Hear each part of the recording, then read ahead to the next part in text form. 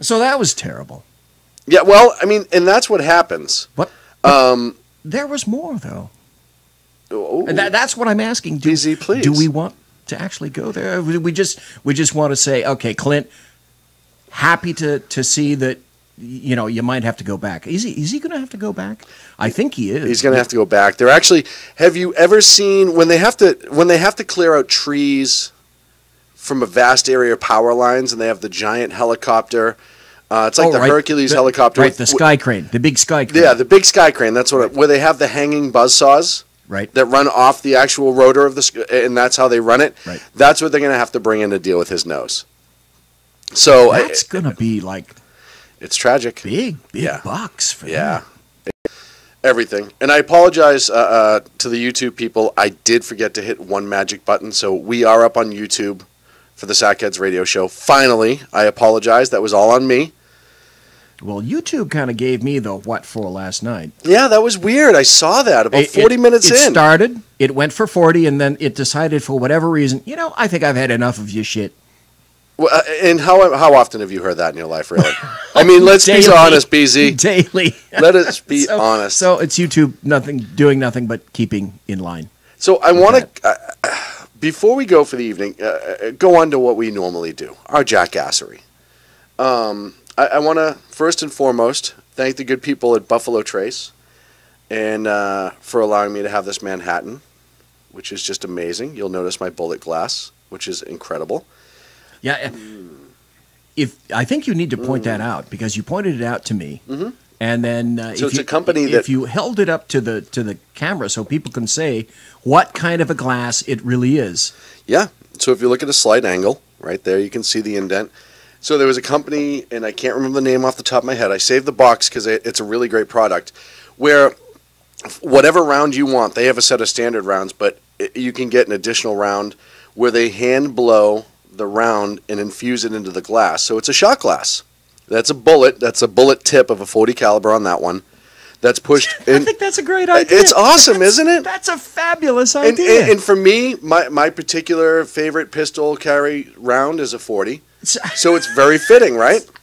That's brilliance. I only if it doesn't leak. So you need that. You also need your whiskey stones or rocks. These are the metal kind that you freeze so it does not water down your drink as the night goes on. You'll notice the nice orange hue to my Manhattan. What's the square on the? Looks like on the outside of that. The square on the outside. That's one of my. That's one of the whiskey rocks. That's is it really? Yes, it is. Oh, okay. Yes, it is. Okay. So there's a nice tan, maybe a little orange hue into that, which I do see it. Yeah, it's nice. When you turn it around, yeah. Yeah, it definitely gets the light through. So I figured tonight was really good. Nice. That's and then, neat. And then you get some good homemade cherries, and you're good to go. Jersey Joe in chat said, by the way, speaking of YouTube, it took your show, meaning me, and bumped it into his show, so it was one big 4-hour-long show. And then I guess that's why it wasn't under me. Yes. It was under him. Well, so apparently, and we're still new to the YouTube world here at SHR Media. We're not all Melanie Collette, who's going to be calling in about 6 minutes. When it comes to figuring out technology, we're not all amazing at it like she is. We... with one exception. Yeah, fuck technology. Yeah. Big nose over there. Big nose. You give me credit for technology all the time, and I find it comical because I on the information superhighway, I'm in the breakdown lane most of the time. Well, okay. Here's the hierarchy though of technology. It's Sean. Yes.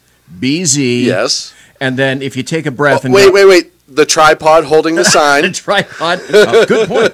That's 3. That has more technological information than Big Nose does. And then there's Clint. Right. Because Mike in chat says that I frequently say that I'm a technological Luddite, and Mike refers to that. But now, Mike, you know that even the tripod, the whiteboard in the studio is more facile than Clint. Yes. I just did a little research because I want to give credit to this company that makes these. Because if you tell me what it is, I'd like to have one because they're on Facebook and I found them. They're called Benshot. BENSHOT. Okay, trust me, that would not contain bourbon. That would contain vodka. Pure vodka. That's right. Pure vodka. Life is too short for cheap vodka. Oh, man. I just realized all the YouTubers missed all of the whole Boston Harbor, Bar Harbor, the Shack, the khakis, and the khakis. Damn. Well, I'll tell you what, folks, that's easily solved. Go to Spreaker.com. Pick up in the first 5 minutes. Go to Sackhead's radio show and Spreaker, in the search thing, and then you're going to find Bar Harbor. I did mention that Melanie Collette's going to be calling in at 8:15 Pacific Standard Time. She's going to discuss her show, some of the changes that are coming up, and just talk with Melanie. I heard a rumor about that, but I don't know exactly what's happening. And we're going to let Miss Melanie explain all of that. How cool the Business Diva herself. And then at about 8:32, our friend, the Reaver of Common Sense, Jersey Ho, will be calling us. Jersey Ho obviously relocated down to Florida. He's prepping for the big hurricane that's coming. All do. They all do. People from Jersey want to get the hell out of the state, and then they go south. They become snowbirds. They do. And but Jersey Joe's going to be calling us from Florida to talk about the Hurricane Irma that's coming, the impending disaster. Now, it's going to be a disaster. White Mamba was in chat last night. Yes, he was. Show and said, by the way, we're already having some impact. Yes. Down there. He says, you go into a store, you go into a gas station or something like that, you're not going to find shite, apparently, already. Yeah. So if it's only going to get worse. Well, I mean, and I can tell you too, like, we had a couple hurricanes growing up in Boston, right? But not a lot. Does Boston actually...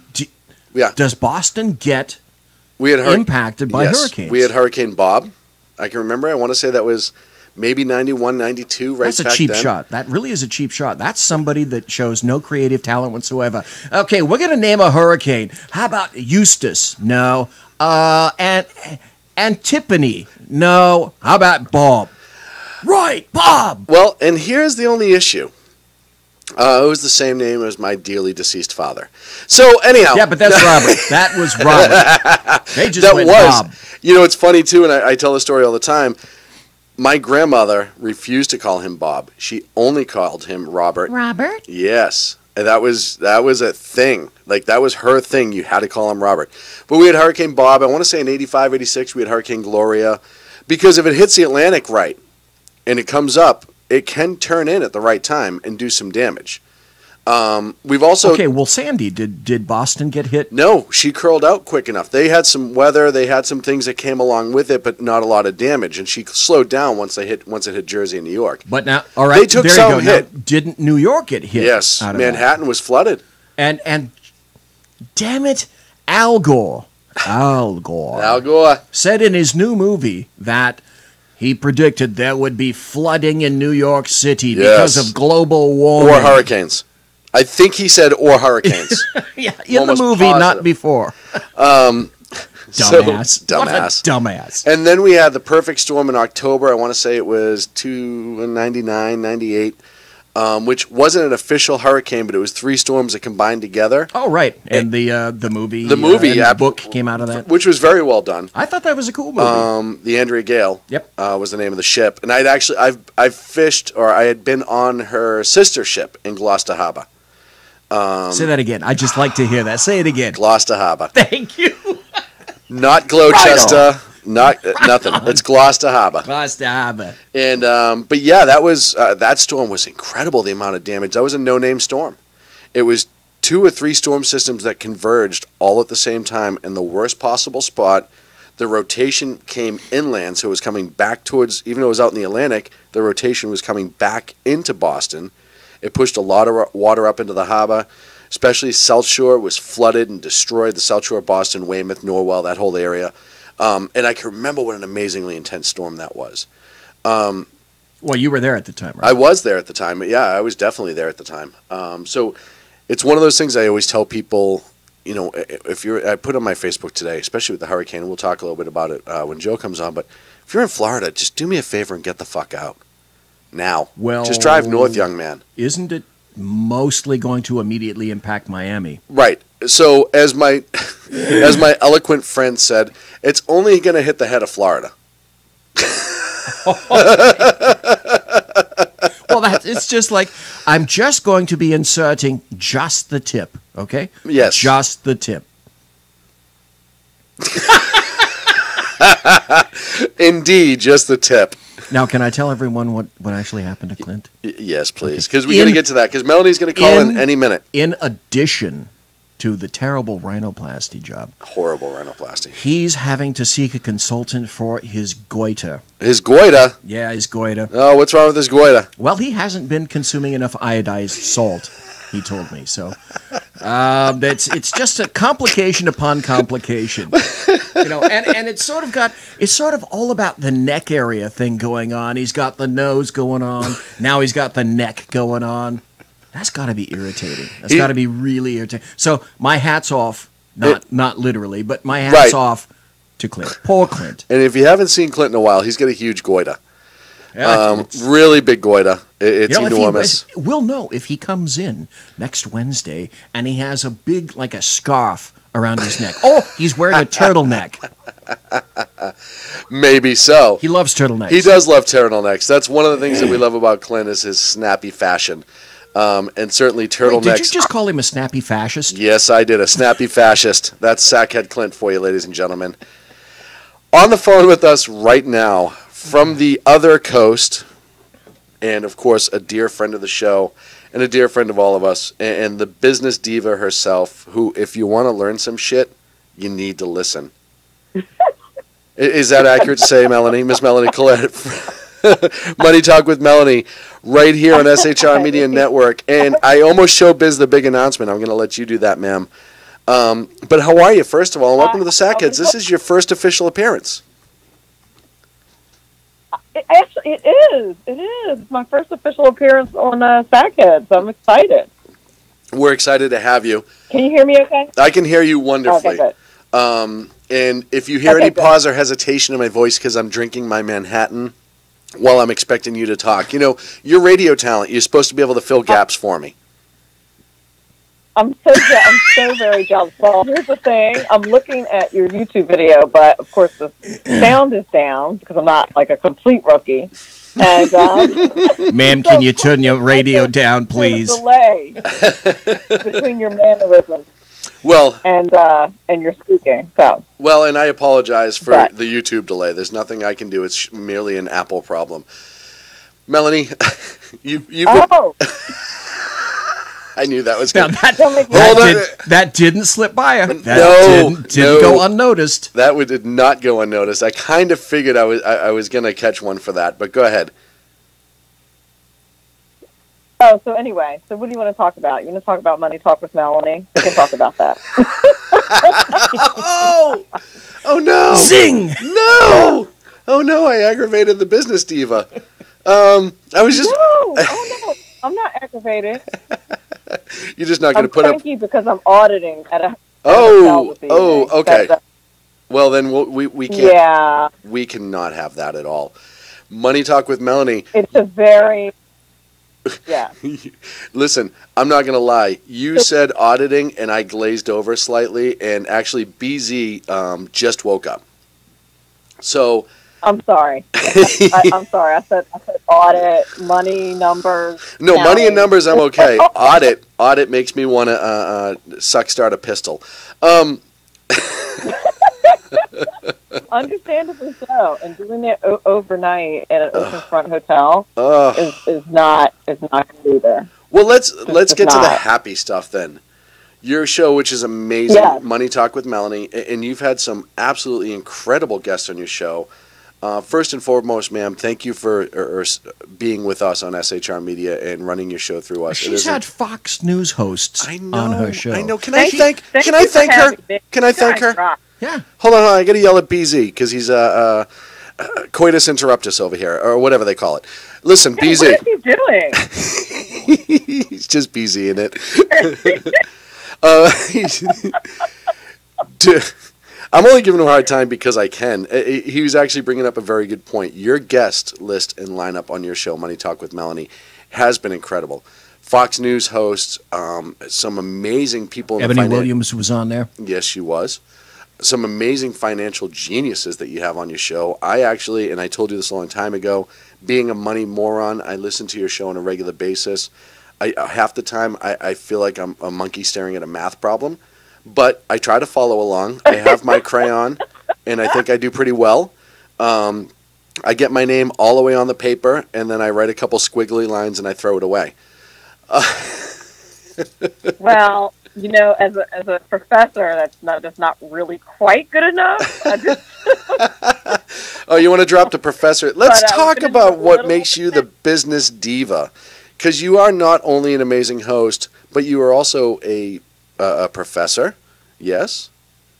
I now a technology professor though. So if you ever need my expertise in that regard, I'm here for you. I'm actually I actually teach computers. I have a lot of talent apparently. Well, you have to work around this group, because as Mark has learned that you got to bring something to the table, and at least for me, anything anyone can help me do electronically, I'm like high-fiving it out there.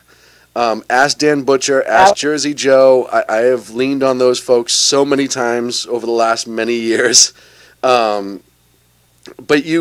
so here's the funny part. You came to me, and I'll tell everyone the story because this shows you how dumb I am and how smart you are. You came to me about 2 months ago and said, hey, how do we do the YouTube thing? And you said, oh, well, I run a Mac. And I was like, well, you might as well be speaking Swahili to me right now, because I don't use Macs. I'm dumb. I don't get it. I tried. I tried to use Macs. Can't do it. Everyone says they're incredibly intuitive. Okay, you're talking about BZ here. Well, yeah, me too. Like, maybe you have to be a certain level of intelligence to use a Mac, and I'm just not there yet. So, and I said, no. I said, here's the information you need to get on and broadcast YouTube, but I don't know what software you'd use. I don't know. And less than 16 hours later, Melanie was on the air live. And she produced this amazing show. And I went, holy shit, I've been researching our side of YouTube for like a month and a half now.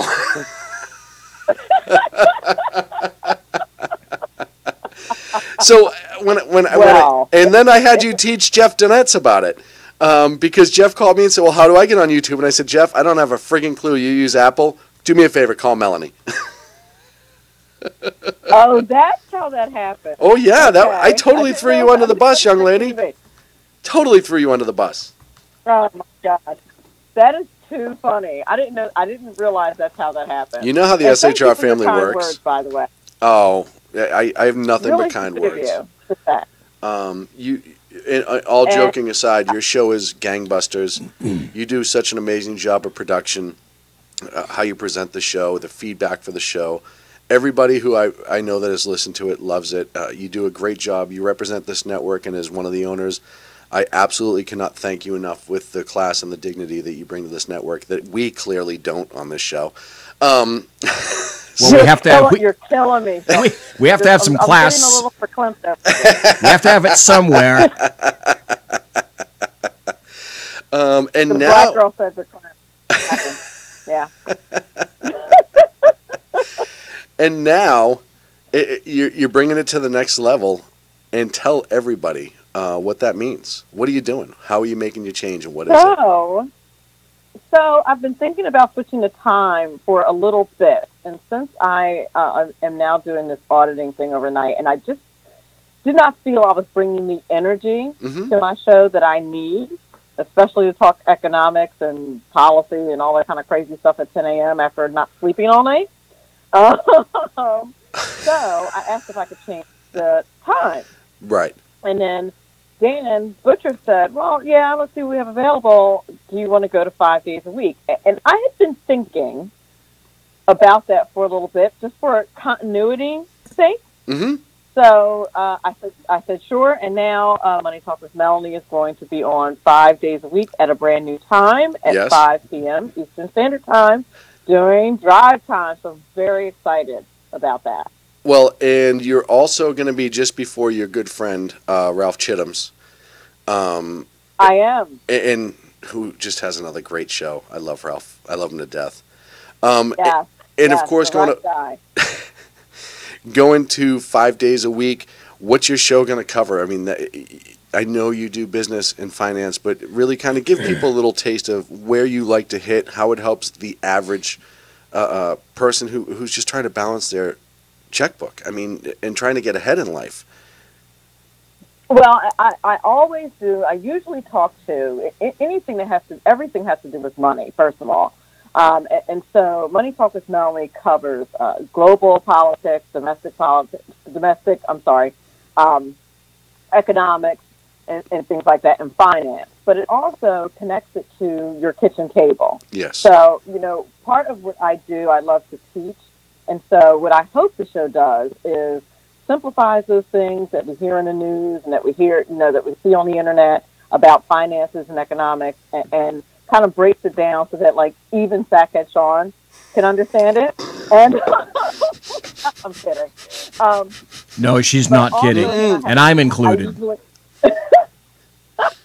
No, and then I usually have an expert on, and I try to interview the expert in such a way, like I said, that the information is simplified. Mm-hmm. And then at the end of the show, I have a segment called 5 Minutes of Personal Finance, where I address just different concepts in personal finance. Mm-hmm. And on Fridays, I start a new segment called 5 Financial Term Friday. Financial Term Friday.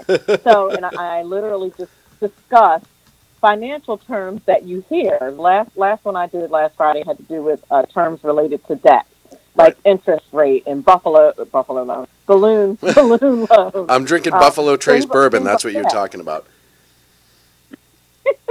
I'm not even kidding. I'll get it right now and show you. I'm so jealous. But I tried to make it as informative as possible, and I've been really fortunate to have some great guests. And now I'm to the point where people are actually coming to me and asking to be on my show. I had 3 people this week, this week, saying, like, when can I be on your show? Oh, that's awesome. Cray.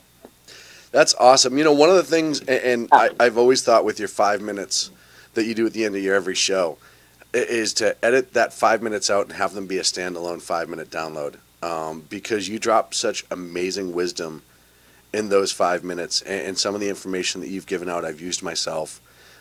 You could take that show, you could take that 5 minutes and distribute it to a lot of the other people on SHR, and they can, during their show, hey, let's talk about 5 minutes with Melanie. Absolutely. Boom, there you go. Absolutely. And it's, like I said, your show is always so well produced. You have such amazing guests, and obviously they're seeking you out now. That does say a lot about the depth of your show, the ability of you as the host, and what you bring to the table.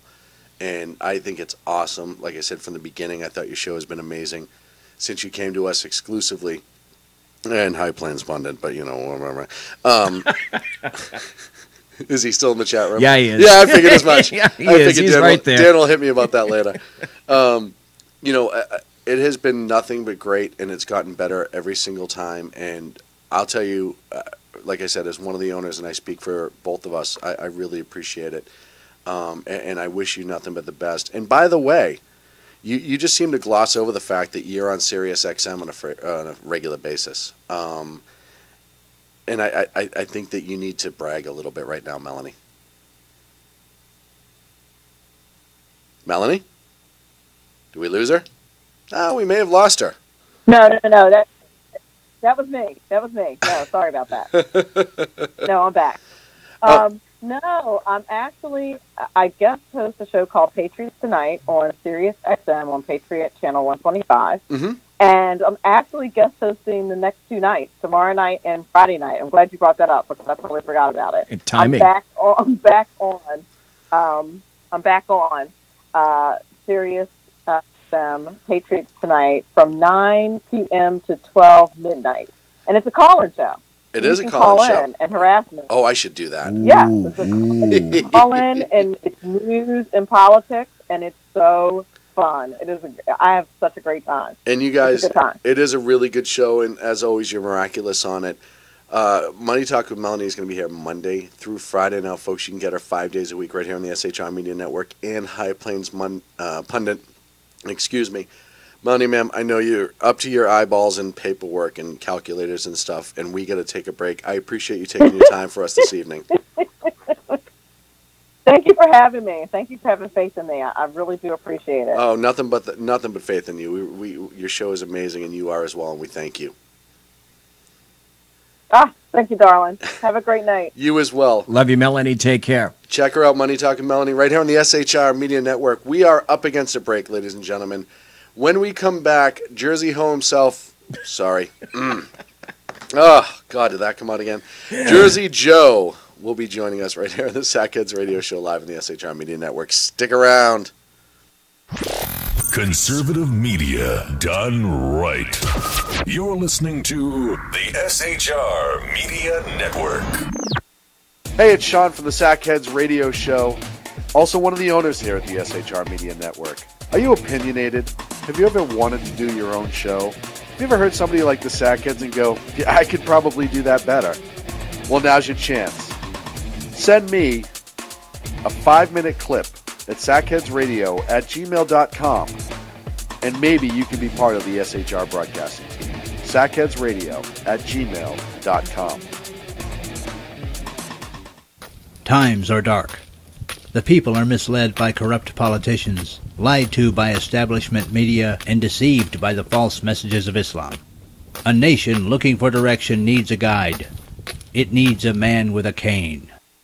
I'm Dave Milner. Join me on Spreaker, SHR Media, Pundit Press Radio, and YouTube through the SHR Media page for a different kind of commentary on the unpleasant blind guy. Because the truth is not always pleasant. In a world controlled by corrupt politicians, You got a business. That you didn't build that. a team of ordinary men emerge from the ashes to give voice to the voiceless and hope to the hopeless. Sackhead Sean. Dude, I'm not saying calf was stupid. Sackhead Clint. All good friends of ours usually show up drunk. Also starring Sacco as the producer. I'm a little bit drunk, 'cause I'm drinking. They are the Sackheads Radio Show. Every Wednesday at 8 p.m. Pacific on SHRmedia.com. The bloviating Zeppelin. He's big-footed enough radio shows to last a lifetime, courtesy of Sean, Clint, Ken, and Jersey Joe. Now it's time for him to waddle on his own 2 feet via the glorious SHR Media. Gird thy loins for the bloviating Zeppelin's Berserk Bobcat Saloon. Coming soon to Ossicles near you. Excelsior. Conservative media done right. You're listening to the SHR Media Network.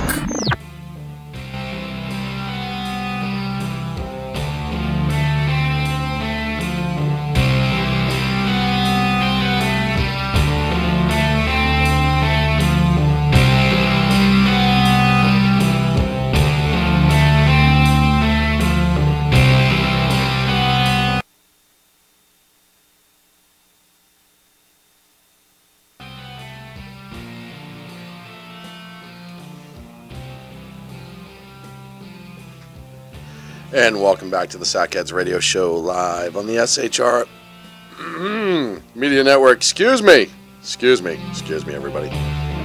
Thank you so much for joining us this evening. Thank you again to Melanie Collette, Money Talk with Melanie, Monday through Friday, right here on the SHR Media Network. Joining us right now is a dear friend of the show's guy who's been with us here on the network for a long time now. Joe, we're into 3 years, I think, right? Yeah. It's been a while now. 2014, I think? Yeah, we're right up on 3 years, so it's definitely, it's been a couple years that you've been enduring us, and we appreciate it. Of course, Reaver of Common Sense, Jersey Joe, sorry. I feel in the chat room. I'm not a hoe. I don't charge. Well, you know what's funny is I sent out a text earlier to BZ, and we were talking about the show. And I said, hey, Melanie's coming on, and then Jersey Joe's going to come on and talk about what's going on in Florida. Except I spelled Jersey Ho. and, of course, BZ being BZ said, oh, he's going to forever be Jersey Ho now. That's just how it's going to be. So here we are. You know what? It's not the first time I've been called that. And it won't be the last time. And I know your wife, and I still can't believe she'd say that about you. Of course you.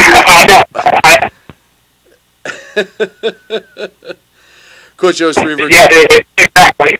Oh, I lost you. You're cutting up a little bit there, Joey. Any better? Yeah, that's a little bit better now. All right. Sometimes my phone in the room, like one spot it will be okay, another spot it won't work. Yeah, that's like And my it's all you have back. to have to play. That's like my back. Some positions I'm okay, and other positions it don't work.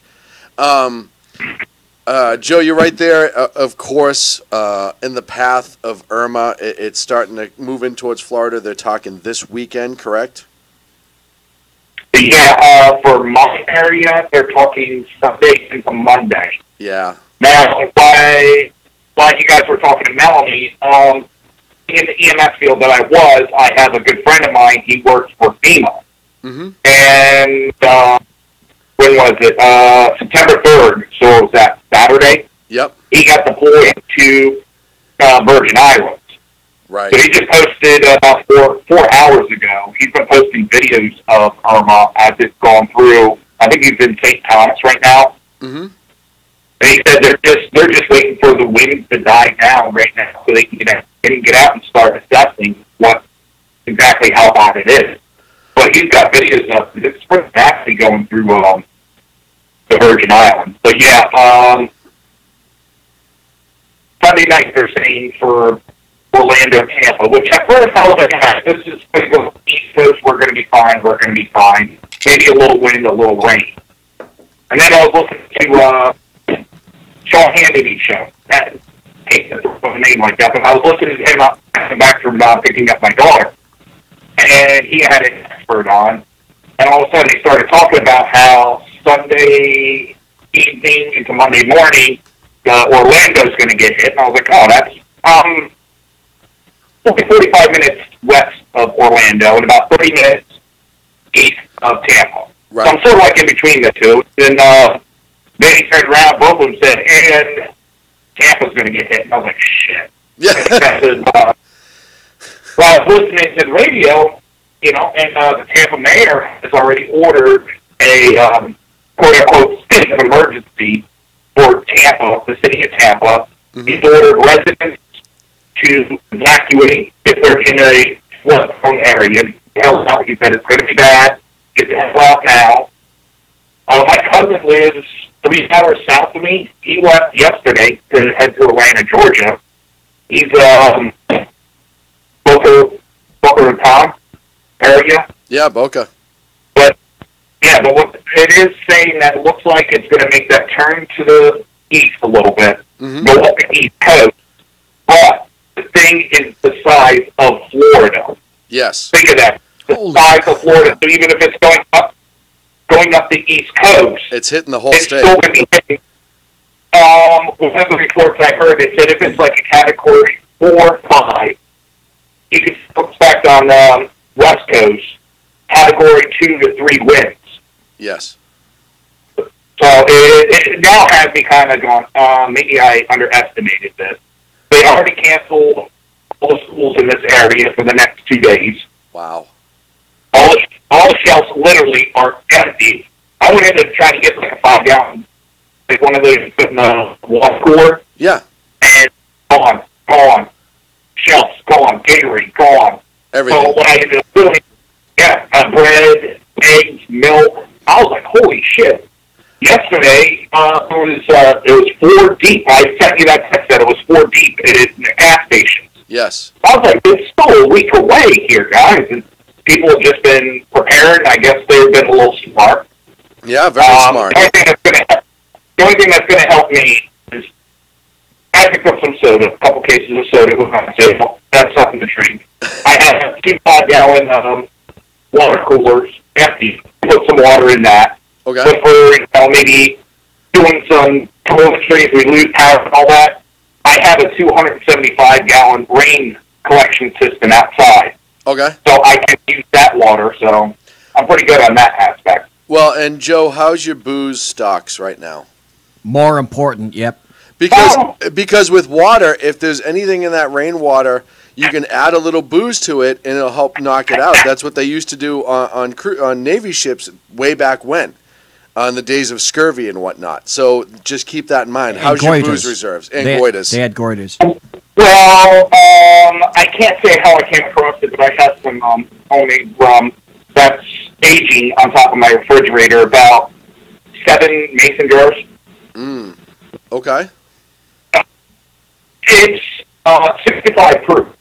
So. Well, that should be enough. That should definitely be enough. It's flammable. That's enough.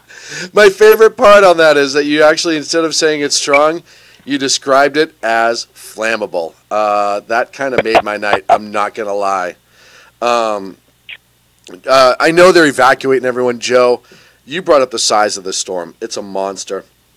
It's as actually wide as Florida is long. So it's not even the width of Florida. It's as wide as Florida is long. It looks like the east coast of Florida is going to get nailed. But you look at a whole bunch of different models that they're running right now, they're not sure either. You're talking, if you have the right high, just slide in or slide over a little bit, or the high that's sitting right now in the Gulf, slide a little bit to the left.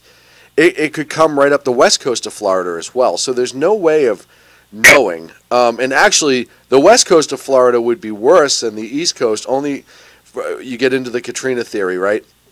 Once that water gets pushed into that Gulf, there's nowhere for it to go on the other side. Whereas on the east coast, the water gets pushed up to the shores, but it can also run up the coast to the north. There's relief for it. Well, There's release. Hurricanes, their strong side, where the more damage is on the east side of the hurricane. Right. So if it's going east side up the coast, the west side of the storm, which is the weaker side. Mm-hmm. Now, if it comes up the Gulf side, it's going to be on the west side, and it's going to be hit with the strongest side. And it's Here's also one for you. it's also going to be drawing off the warm water of the coast, the Gulf. Yeah. Right before the show, though, my wife turns around and goes, maybe we ought to go get a generator.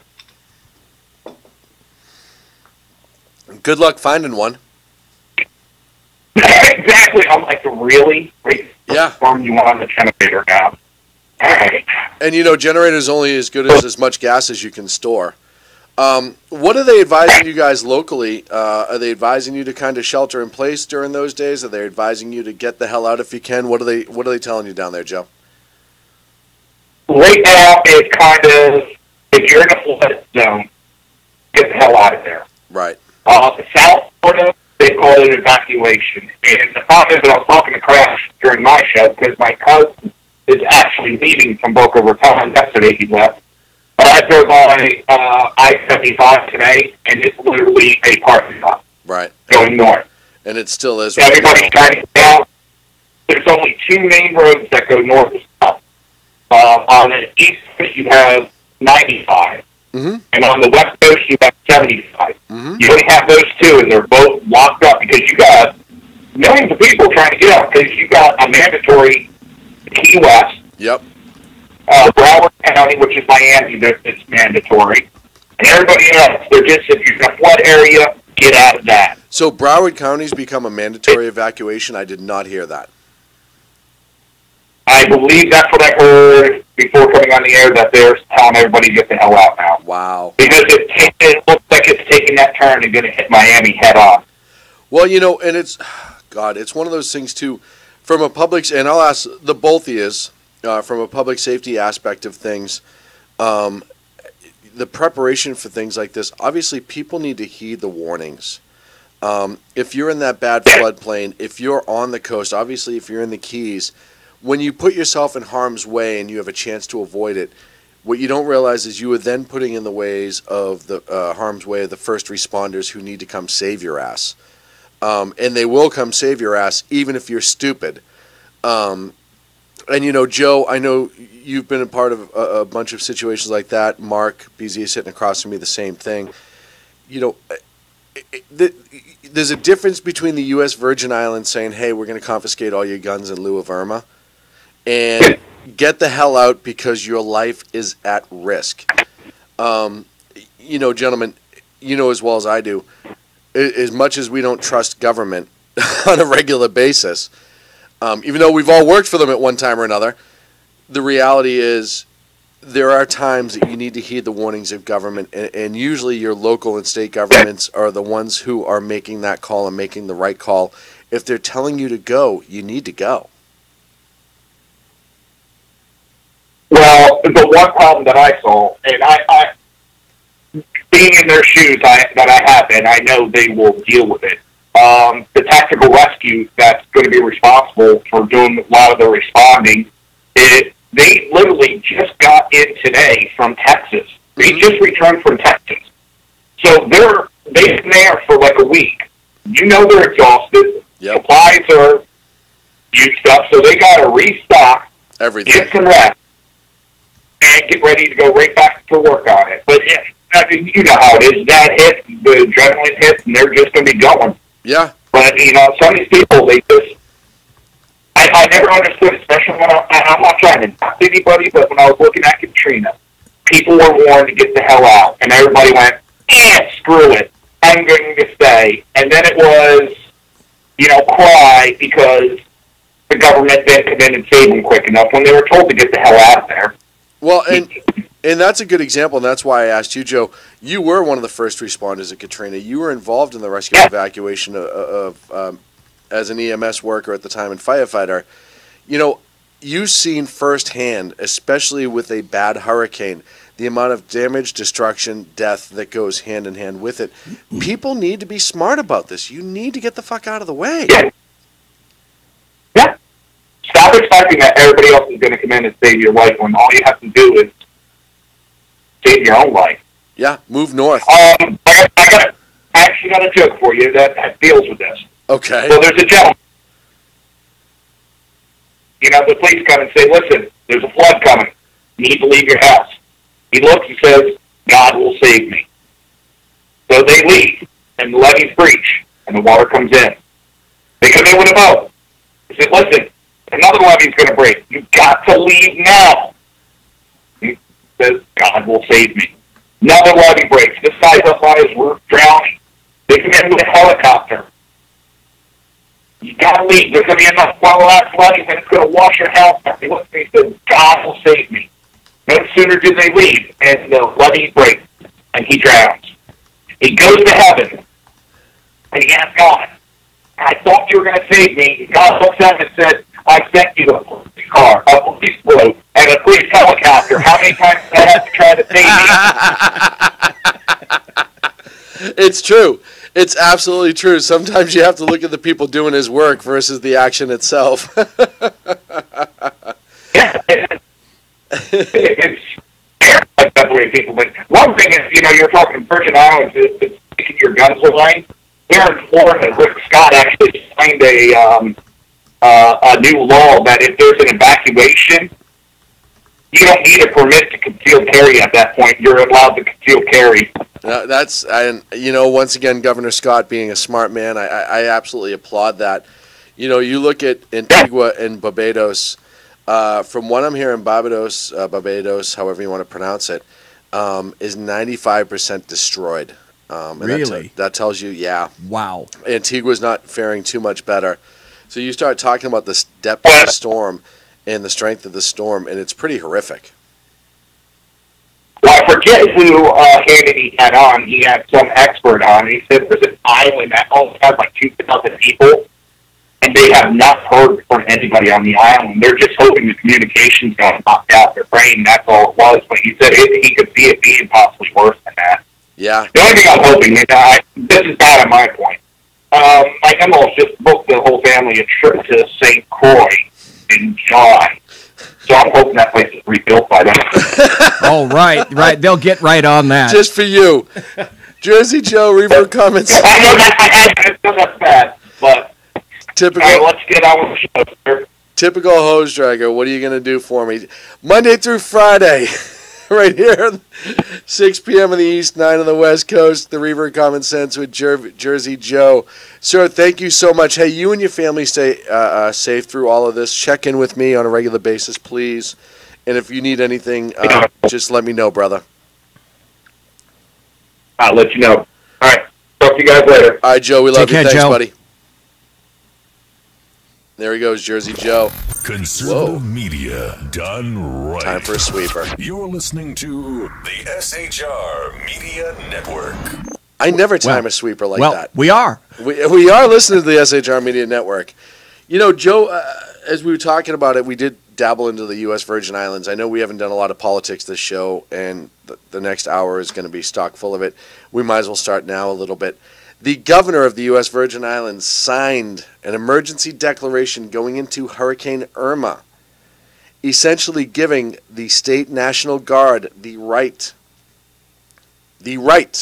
to confiscate legally owned firearms from people around the island.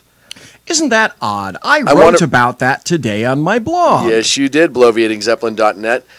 I want to remind people two things. U.S. Virgin Island is a U.S. territory and protected by the Constitution. The Republican, or the governor, was a Republican. And a moron. I didn't see the M next to the R when they play his name. You know, they put the little R in the corner and the M in the corner. Right. Yeah, well, that's new. That'll be added on. Yeah. BZ, you did write all about that on bloviatingzeppelin.net. The precedence of it is absolutely incredible, isn't it? Where people seem to think they get their powers befuddles me sometimes. And he tried, the interesting point about that is he tried to walk this back. I was watching Tucker Carlson tonight, and he tried to walk it back. If you read that, go to bloviatingzeppelin.net. It's right at the top of the page. I've got a copy of the actual issuance right there, and I've got the salient portions highlighted. You can read the entire page. That people were saying, or he was trying to intimate that there's some kind of, you can interpret it in perhaps a myriad of ways. No, fuck no. There's only one way to interpret it. I'm coming for your damn guns. National Guard can take your guns and give them to the state. Amen. Alleluia. Have a nice day. That's what it read. No matter how he wanted to walk it, right? Well, okay. Here's blah, blah, blah. The Adjutant General is directed, pursuant to a whole bunch of legal crap, to take whatever actions he or she considered necessary to carry out the assigned mission in accordance with blah, blah, blah, legalese. The Adjutant General... Bullshit. Pretty much. The Adjutant General is authorized and directed to seize guns, ammunition, explosives, incendiary material, and any other property. Stop. Not just guns. This is even more overarchingly sinister as far as I'm considered. Incendiary material and any other property that may be required by the military forces for performance of their emergency mission in accordance with the rules of force, etc. Whoa. Let's see. Didn't a revolution start behind that concept? Yes. The answer is hell fucking yes, it did. It's absolutely incredible. So it's, it's guns, yes. But he just provided himself carte blanche license to go in and, let's see, if I want your car, I'm taking your car. If I like your house, I need to. I'm taking your house. Fuck the Fourth Amendment. And you'll have to find some other place to live. You know, on the U.S. Virgin Islands, I'm sure there are lots of places for people to go. Right. If the government decides to take your house, your car, plenty, your daughter, plenty of room, whatever, plenty of room. You know, hey, listen, I need more sandbags moved. So why don't we just start conscripting young children? So, and here's the thing: make them work too. Damn it! You know, they have strong little shoulders. This guy's a governor of a U.S. territory. Perhaps not for long. And a Republican nonetheless, because and I don't know a lot about the U.S. Virgin Islands, but from what I understand, it's fairly conservative. No, of that I have no. And the fact that there's so many guns that they have to sign a declaration like this will tell you that it's probably more conservative than people realize. And this guy's going to get himself hosed. Well, I read it. I wrote in the article, I said, okay, you're going to take guns. Yes. That means you feel it necessary that somewhere along the way, there are so many guns on the island which apparently results in so much crime that you feel the obligation, not just kind of the motivation, but you feel the obligation to take those guns. Funny you should mention that. So earlier today, either you're screwing up or on that side by taking things, or it's the Wild West and you're not doing your job there either. So I was doing a little research after reading your article today, and I did some research on the U.S. Virgin Islands. I found out two things that I was not aware of. One, they're having a hell of a time getting police officers for the U.S. Virgin Islands because of the entrance exam is too difficult and the academy is too difficult, and they're talking about trying to advertise in the mainland to try to get people to go over and be officers. That's number one. Well, how big is their pool? Answer, not very big. Not very big at all. Number two, there's been a incredible rise in gun violence over the last 10 years to the point that they've added 300-400 officers through the entire territory. So your question as to, well, is there a spike in gun violence or another reason why somebody may want to have this? Yes. And whose fault was that? That brings up another point, and I don't have the answer to this, but I'm just going to throw it out there for anybody that happens to be, their favorite search engine. The current governor... The Yugle? Right. The current governor, you say, is a Republican, and that's how I wrote in the article. I'm curious. What were the affiliations of the prior governors? Were they all Republicans? Or was there a history of Democrats and one which moderate, perchance built up the problem, the issue, like other personnel for the past 8 years, and the issues, these fomenting issues, were never addressed, and now, boop, they just get placed in the lap of this dude. I don't know the answer. I'm just curious. I don't know the answer either, but it's very strange to think, and like Jersey Joe said, you have Governor Scott in Florida who says, hey, if they declare a state of emergency, you don't need a CCW. Just go. Virgin Islands, because we're declaring it a state of emergency, you got to turn all your shit in. Or is the police, whatever, however effective they may or may not be? I don't know. Are they... Shit, are they out of weapons? Nope. They need to go, let's see, today I think I'd like to confiscate a whole bunch of SIGs. Let's say, gentlemen, okay, here's what we're doing. National Guard, we're going to look for as many SIG 226s as we can get, because that's what we'd really like to have in the department. So you got your marching orders. Go get it, boys. Go find SIG 226s. Well, and then it brought up the question of how big could the U.S. Virgin Islands National Guard be? Well, last I heard it was Jim. Yeah. and Bill. I know the Puerto Rican and National Tanisha, Guard. And so that's 3. I know Puerto Rican National Guard is pretty substantial, but they have a very large population in Puerto Rico. I never even thought to ask about the Virgin Island National Guard because I didn't realize it existed. I'll be the first one to say that. If the indigenous people to Puerto Rico are Puerto Ricans, are the indigenous people to the U.S. Virgin Island virgins? Those are questions that may never be answered, and we certainly won't be able to answer it here tonight on the Sackheads Radio Show live on the SHR Media Network. I know why, too. Why is that? Well, it's the top of the hour. It is top of the hour. It's top of the hour here from Bar Harbor. Right here. Damn, I'm having a good time. Right. I bet you are, too. I am having a blast right here on the Sackheads Radio Show live on the SHR Media Network. By the way, found this today. Dang Butterscotch Root Beer. Dang Butterscotch Root Beer. Really good. It's got an orange label, nice and orange, so you can't miss it if you go through the store. Try it out. It's pretty incredible. I like a good root beer, and I got to give this one credit. Dangs with the orange label. Nailed it. Friggin' nailed it. We'll be back here on the Sackheads Radio Show. That wasn't a paid promo. I just did that for the hell of it. Live on the SHR Media Network. Back in a minute. Conservative media done right. You're listening to the SHR Media Network. Hey, it's Sean from the Sackheads Radio Show.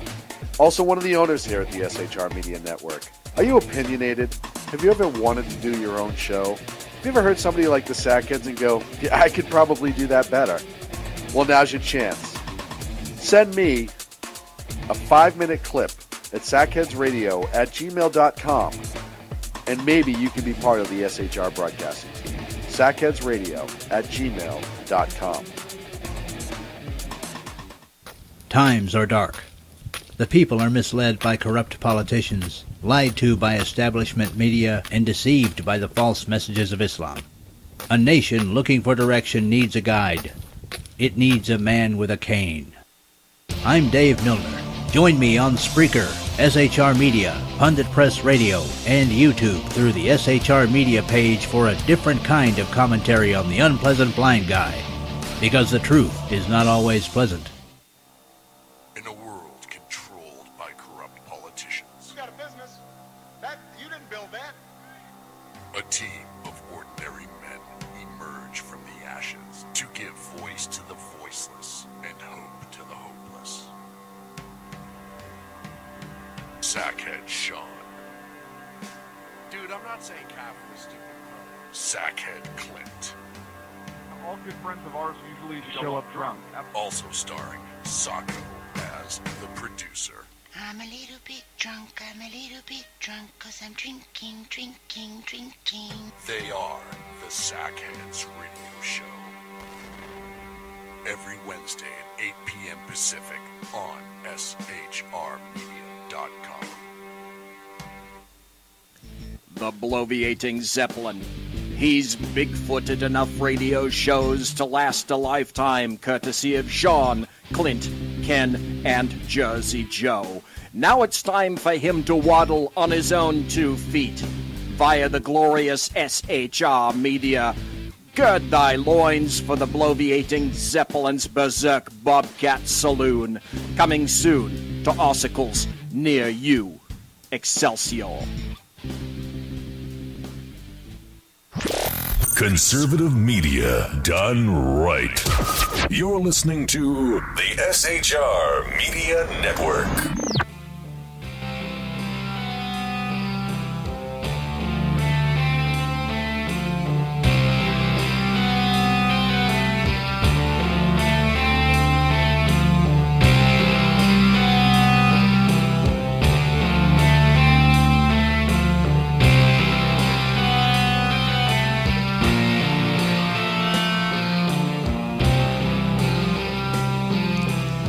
Back to the Sackheads Radio Show live on the SHR Media Network. If you have a chance, make sure you check out our good friends over at High Plains Pundit. Dan and the team always brings you amazing coverage, news, stories, everything you need to know to stay up to date on everything that's going on in politics. I got to tell you, I found out one thing last night. I talked to... I got to tell you, this was incredible. I spoke to Dan Butcher for 2 damn hours 2 hours last of Danny. night. Actually, I had a great time. You know what's funny is when I was in Texas a couple years ago with Danny, I think we must have talked over a course of 3 days, probably close to 36 hours, because you know how I talk. I talk a lot. And Danny talks a lot. And between the two of us, I thought Jane was going to kill us because we didn't shut up the whole time we were there. We just yacked, yak. But I found out this about Dan's empire, and now I finally realize it's a media empire, because he told me, I said, Dan, how do you put so much content up on your page? Because, by the way, Dan, I should tell you, I went to highplainspundit.com. That's where you need to go to find Dan. And I went there, and I looked, and I saw, just like he said, well, he's changed the website. Amazingly. And it looks in fantastic. my opinion, I think it's a lot easier to navigate. And there's a lot of information there, but places. it's easy to go through. It's easy to find. But that said, I found out, because, if I post, my goal is to post 1 new article a day, sometimes 2, on exceptional occasions, maybe 3. Dan himself writes, I thought, okay, well, Dan, and I was talking to him last night, I said, Dan, you write 4 or 5 articles a day. And he says, no, I write 6 to 7 to 8 or 9. Plus, I found out he has a staff of 12 writers. Yes, he does. That's a media empire. I'm sorry. It is a media empire. And he is incredible at it, and Jane is as well, and they do such a good job. And so make sure you check Jane, them out. his wife. Dun, dun, dun, dun, dun, dun. Oh, Jetsons was a great show. Loved it. Loved it. So, you know, we always get feedback middle of the show before we start going into DACA. And a buddy of mine texted me and said, hey, you know what? You've said the word orange more times tonight on the show than I've ever heard come out of your mouth. Orange. You just keep saying orange. And I just laughed because it brought me back. I love two types of jokes. Dad jokes have always been one of the favorites of mine. And one of my favorites that I've seen recently is, you know, one year Dad brings his son on his birthday to one of those bounce house places and it's $5 to get in. Okay. The next year they go back and it's $10. And the mother says to the father, how is it possible that it went up this much over the last year? And the father looks at the mother and goes, well, that was easy. It's inflation.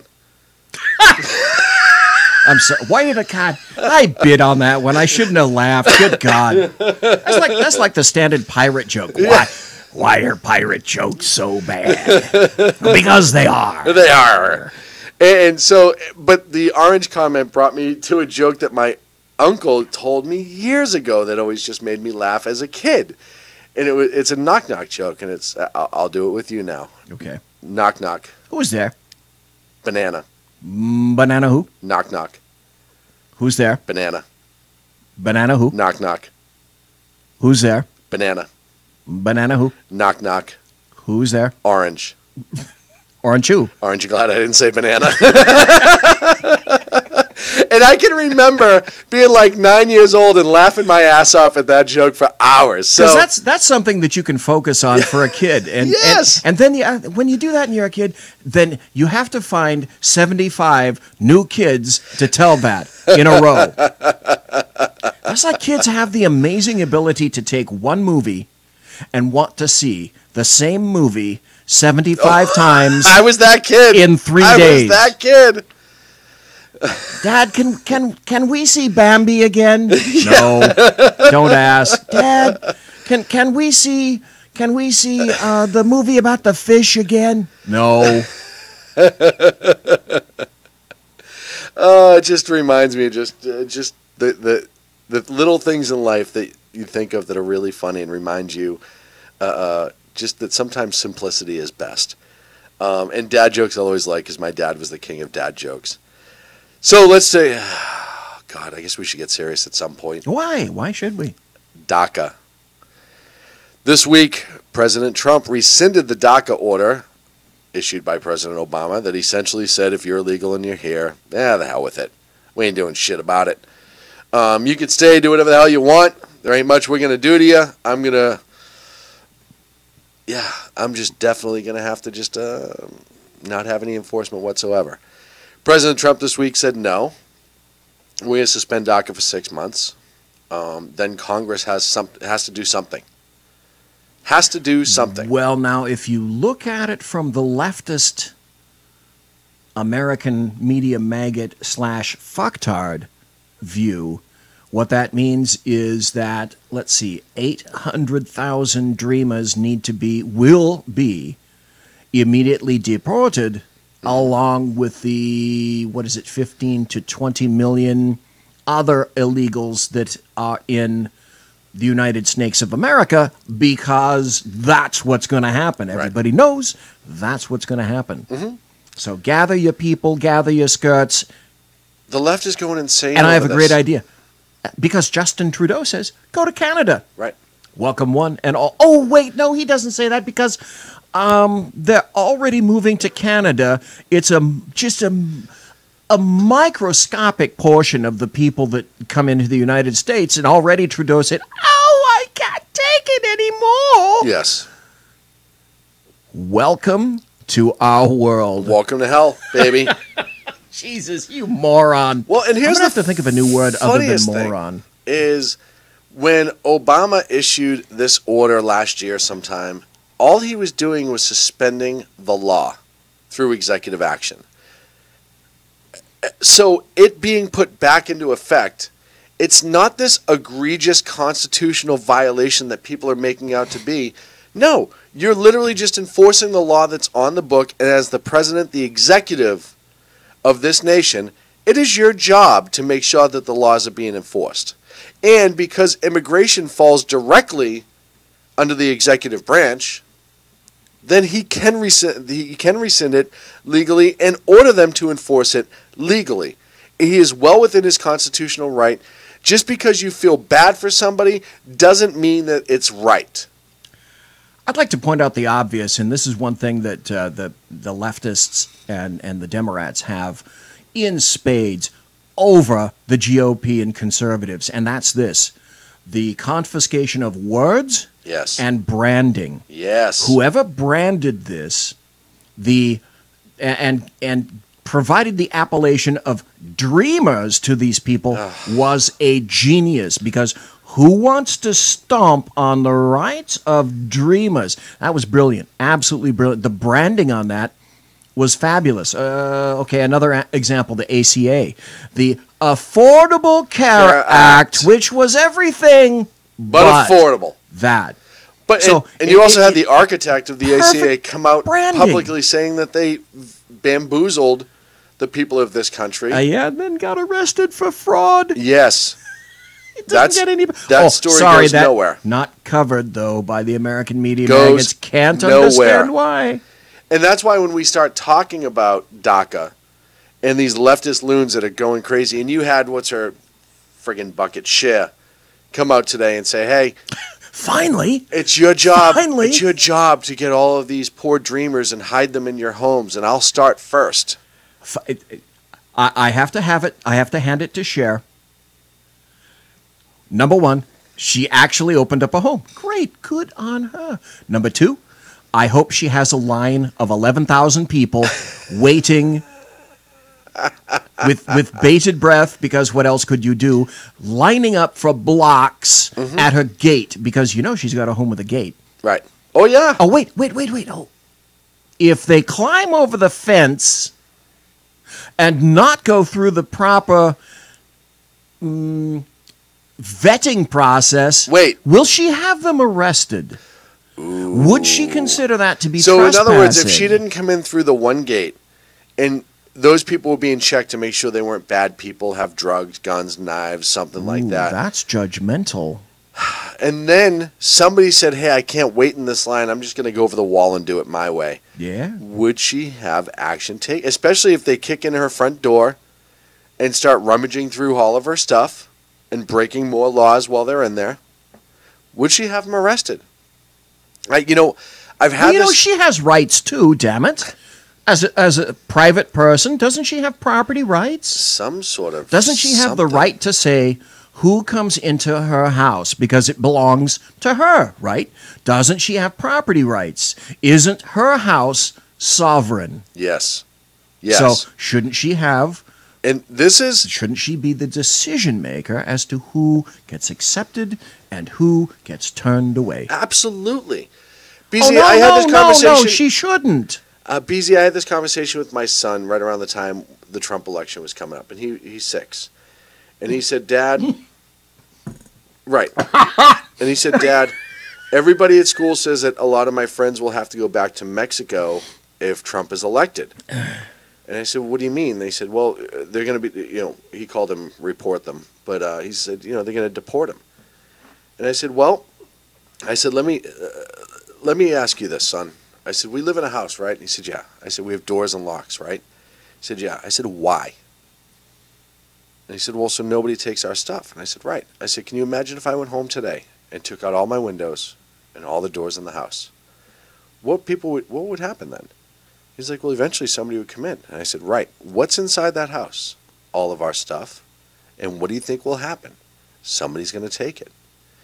He said, yeah. I said, so you look at the country like our house. It doesn't mean that everybody who comes in is a bad person. However, there are rules. We have locks on the door of the nation for a reason. We have procedures for a reason. We have certain things we have to protect. You look at your school. Prime example.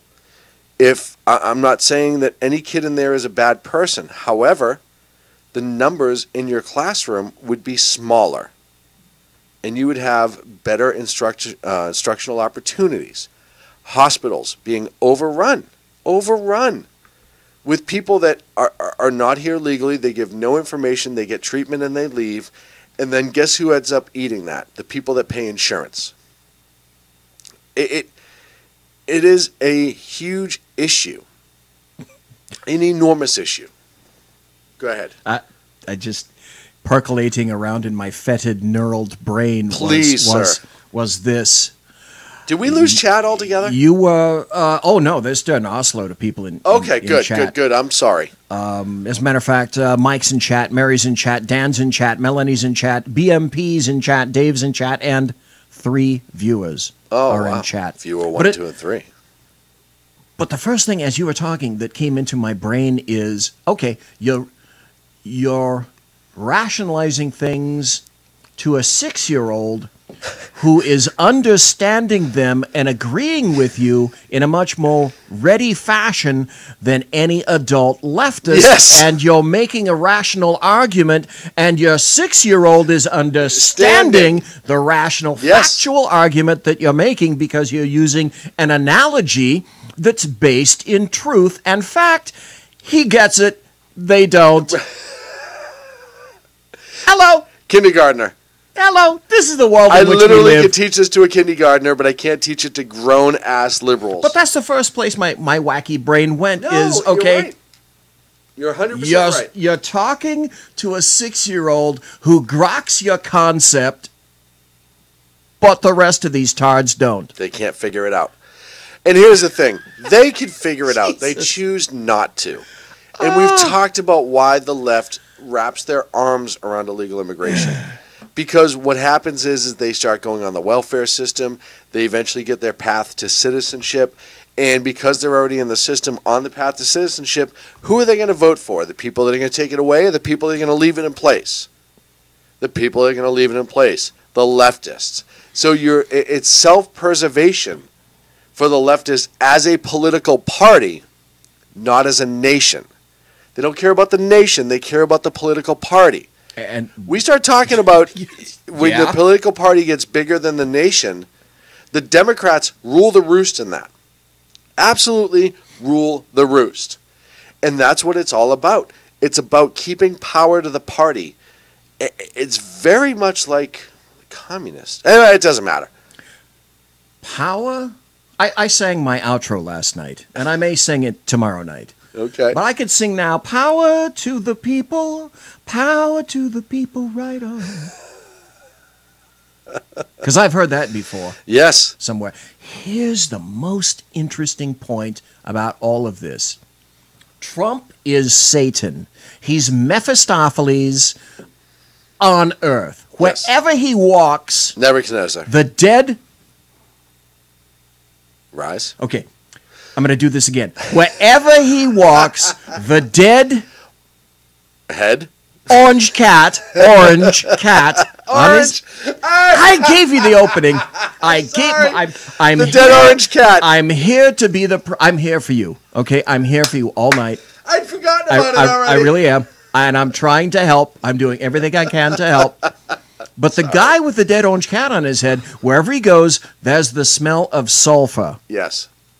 Yes. But think, what does he really want to do? I've said for years, and written since I started the blog in 2004, Democrats, leftists, anarchists, American media maggots, just come out and say what you really mean. Yeah. Two things I value all the time. Honesty, clarity. Be honest, be clear. Yes. Now Trump is giving them the opportunity. And what I mean by that is go back. If you don't like these laws, because we are a nation of laws, well, that's up for debate too. We're a nation of rules and guidelines. Yeah, they're now. sort of suggestions. Yeah, they're more. Yeah, depending on who you are and what segment you are in terms of identity politics, they're just sort of guidelines and hints. They're a series of hints and suggestions. With that in mind, though, Trump has basically said, and is constitutional in doing so, and he said, this is an idea, a concept that needs to go back to the legislature, and that's exactly what he did. Yeah. And now I say, Okay, House, Senate, put up or shut the fuck up. Right now. Change the laws. You don't like the laws, change But the BC, laws. this brings us to the fact that you have a Congress that has, what, a 14% approval rating yeah, right I think now? they're negative 19 now. And I forget, it was somebody on Sirius I was listening to, but they were talking about the history of immigration and why no Congress who is politically expedient over what's important to this country will ever pass real immigration because it may cost them a seat left side or right side.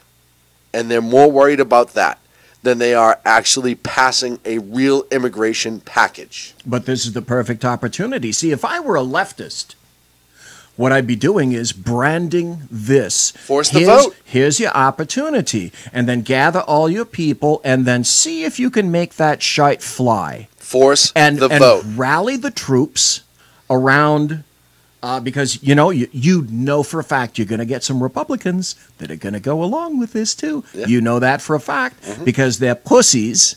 And they're going to. And they're going to do that because that's part of their jobs. But in all honesty, but you know where they stand. Do it.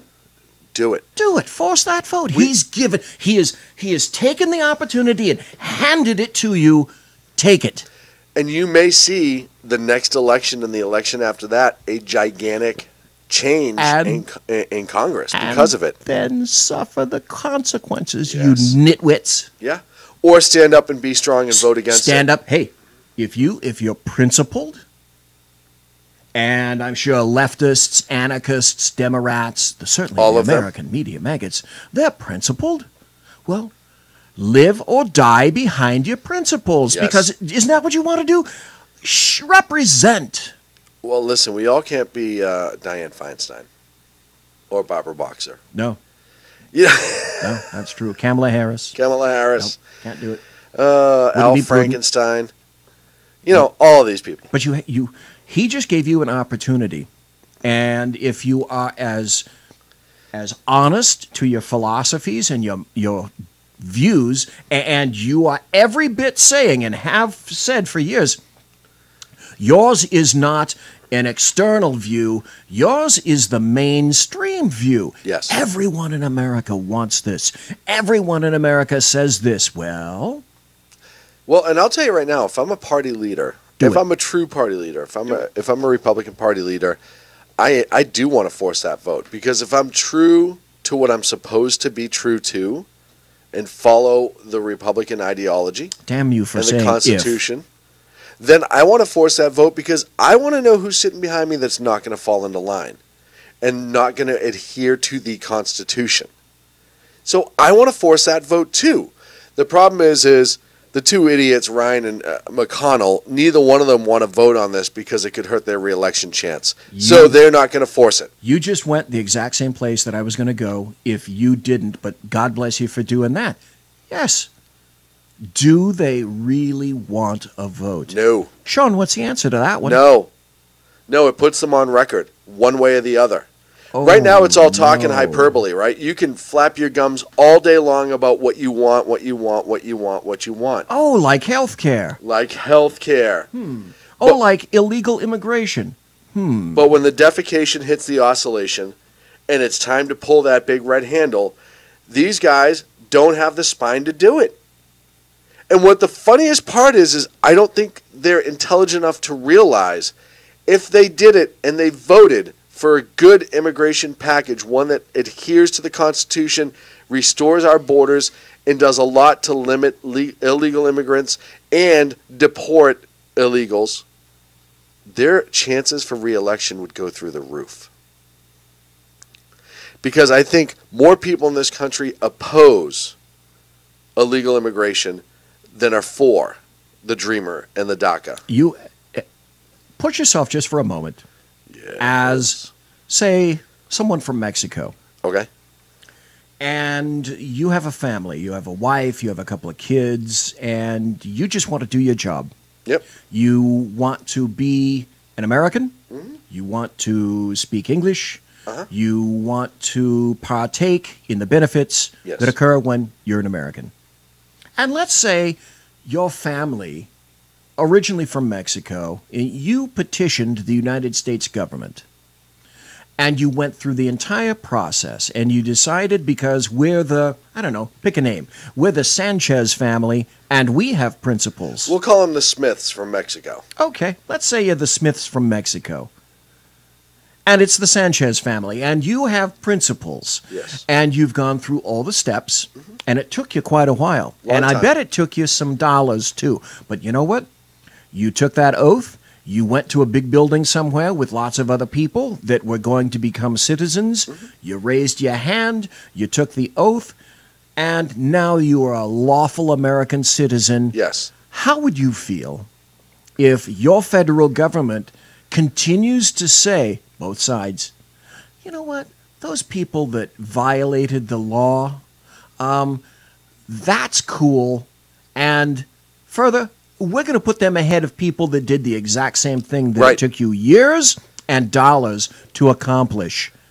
How does it make those people feel? Because you know what? Those people from Mexico, they vote too. Well, and you know what's funny is I have spoke to many people who have immigrated here and become citizens. Yeah, and yeah, stop with Mexico. It's not just Mexico. No, it's countrywide from everywhere. I know someone from France 10 years ago who took 8 years to become a citizen. And about $10,000, but that was then. Yes. Now it makes me wonder how much money it costs these days, 20. and how much time, additional 20. time, that it takes. Yeah. But she decided she wanted to do it right. She decided that she haven't had enough of France. That's just one person. Now multiply that times the nations, the persons that want to come in. They want to do it right. Conservative media. What do they think? Done right. You're listening to the SHR I bet they're not real Media happy. Network. Why would they be really happy? And they vote too. They do vote. And here's the thing, too, is... That's why the vote, they want to give the vote to illegals, because that shit would stop. Immediately. It would stop immediately. God, it's just so frustrating to think. You know, when you talk about your first act in a nation is to start breaking its laws, it doesn't really bode well for the type of citizen you're going to be. Again, I said this for years. I said it to Melanie when she was on my show about 3 weeks ago. You know what? In terms, this thing called equality has a really funny quality to it. Inequality. And that's this. No one is equal until everyone is equal. Right. And I don't mean preference or stair-stepped. I mean actual equal. Until there's true equality, there is no real equality. If we're a nation of laws, bound by laws, right, then it's going to eventually get to the point where people are going to decide in and of themselves, on their own, that these are suggestions, they're hints, and it's like choosing from a menu.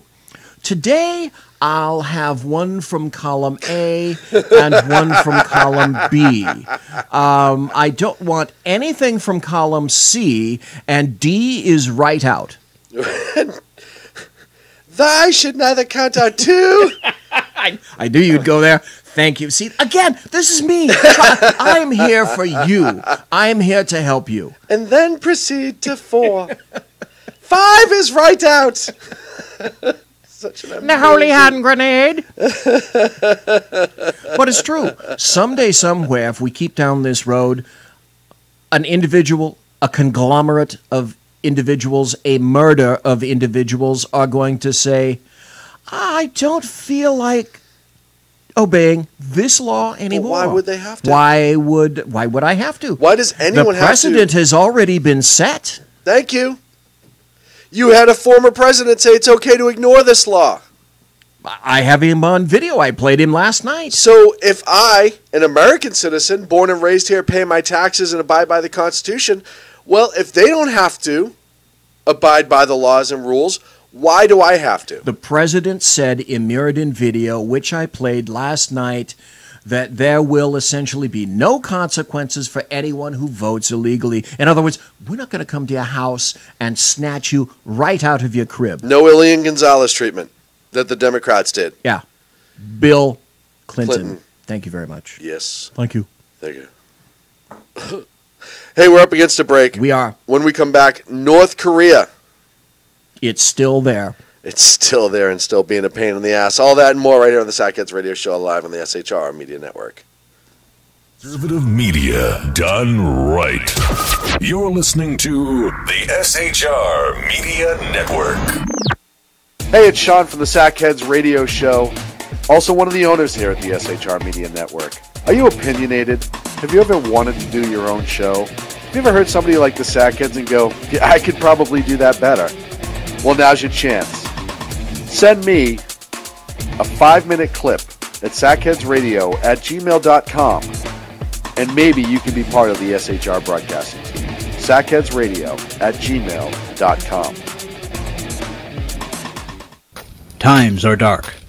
The people are misled by corrupt politicians, lied to by establishment media, and deceived by the false messages of Islam. A nation looking for direction needs a guide. It needs a man with a cane. I'm Dave Milner. Join me on Spreaker, SHR Media, Pundit Press Radio, and YouTube through the SHR Media page for a different kind of commentary on the unpleasant blind guy. Because the truth is not always pleasant. In a world controlled by corrupt politicians, You got a business. That you didn't build that. a team of ordinary men emerge from the ashes to give voice to the voiceless and hope to the hopeless. Sackhead Sean, Dude, I'm not saying Catholic, stupid. Sackhead Clint, All good friends of ours usually show up drunk. also starring Sacco as the producer. I'm a little bit drunk, I'm a little bit drunk, 'cause I'm drinking, drinking, drinking. They are the Sackheads Radio Show. Every Wednesday at 8 p.m. Pacific on SHRmedia.com. The bloviating Zeppelin. He's big-footed enough radio shows to last a lifetime, courtesy of Sean, Clint, Ken, and Jersey Joe. Now it's time for him to waddle on his own 2 feet via the glorious SHR Media. Gird thy loins for the bloviating Zeppelin's Berserk Bobcat Saloon, coming soon to ossicles near you. Excelsior. Conservative media done right. You're listening to the SHR Media Network.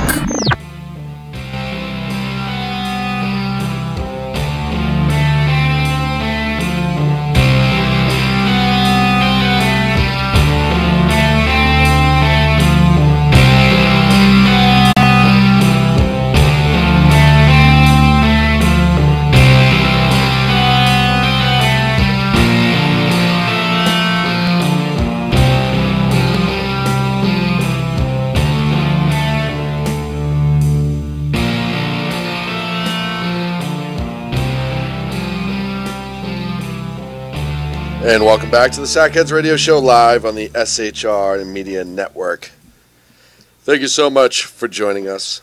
We still got a lot of people in chat. That's great. Who do we have in chat? What are they talking about? They're talking about everything. We still got Mike in chat. Hey, we Mike. got Big Mouth Patriots in chat. We got Melanie in chat. Dave Milner. It's a little late for Mary, so she had to go nighty-night. We And still love Mary. 2 viewers. We lost 1 viewer. Oh, no. I know. But they come here because they know they will not, unlike the federal government, be unmasked. We do not unmask. We do not unmask our viewers. We don't. That's our policy. No, we do not unmask anybody. Speaking of unmasked, North Korea unmasked a nuclear test this weekend. I believe the test started with 3, 2, 1. Hello. Registered 5.6 on the Richter scale, immediately deemed an underground nuclear test bigger than the H-bomb that was used in Nagasaki and Hiroshima. Yeah, about 40 times so. Yes. Gigantic advancement for North Korea's BZ reaction. I spoke about this. I tried to do some tactical considerations. Myself and Dan Butcher last night kind of went tactical over this for a while. We did a lot of if-then scenarios, but there are some other things that have come into the mix. There are some missiles that have been moved west on the North Korean side, which means that most of their stuff, a lot of their stuff is fixed, but many of their missiles are portable. Yes. So if they don't have a great deal of confidence in the range of the missiles, depending on where they want to go, that's where you're going to try to move your missiles. A number of their launches have moved west. That's telling me one particular very specific thing. Hello, North America. Yes. Plus, we already know that they've lofted some shite over Hokkaido in Japan, sending a lot. There's the market for new trousers in pants in Japan is really, Did you really see good the video right now. There's a couple videos from out of Japan. It was very creepy. It reminded me of the drills here in the 60s that you see videos of. I lived through that. Oh, yes, you did. The announcements. We had duck and cover. We were trained by our teachers to, number one, stay away from the windows, and number two, huddle in a fetal position under our desks. And not that would stop anything. No, but that just was really stupid. Oh, and we had CD well, placards everywhere. It just means that you would roll. Yeah. When the. Yeah, it just depends on which, how you get vaporized first. Yeah. You want to get vaporized with your back facing the blast, or do you want to get vaporized face with first? Face first. Right. So it's see, it's all about choices. It's up to you. Yes. But I watched that video, and I couldn't understand what the announcement was because it was in Japanese, and I'm not as fluent in Japanese as I wish. But you are fluent in Japanese. Somewhat. Arigato. Domo. Konnichiwa. Hi. Ohio. Not just a state. Kentucky. So, but as you listen to it, it's a very ominous announcement that's repeating over and over again. I am sure it's something to the effect of air raid siren, take cover. I have a Kentucky joke. Okay. Okay, this guy's walking along, and all of a sudden there's a flatbed truck, and he stops, and he listens, and the supervisor of this group is saying, green side up. Green side up. And he listens to that for about 15 minutes, and he walks up to the supervisor of the group, and he says, I've been watching you guys out here, the laborers, but you're saying green side up, and I don't understand what's going on. He says, well, the briars are laying sod. So, I've heard that joke differently. I was told it as a blonde joke. Okay. That there's a foreman sitting next to a field, and all of these blondes are they're working. Same precedent. So, green side up. Listen, we start talking about North Korea. Obviously, the advanced missile tests of the last couple months. Now you have this very, very large H-bomb that gets cooked off. They're not going away, and the threat is becoming more and more imminent. And now they're provoking, and I don't remember a couple years ago, if people remember when the North Koreans sunk the South Korean ship, hit it with a submarine. They have a tendency to ratchet up how far they can get. They shelled the island. Like Melanie said in chat, the struggle is real. Yeah, the struggle is real. And now they're launching, and they knew that missile was, somebody was like, well, maybe they miscalculated. No, they knew that missile was going to go over northern Japan. They knew where it was going to go. That was a test of defense. They were testing Japan's air defense. Yeah, it's very purposeful, extremely purposeful. But as I pointed out to Dan last night, now the onus is on China. Because if you recall, China said, if there's a final nuclear test, there are going to be some very serious consequences, North Korea, to your having done this. Yes. Question. Have you seen any consequences? Yes. It's an if-then equation. If there are consequences, then, okay, China means what it says. Another if-then equation.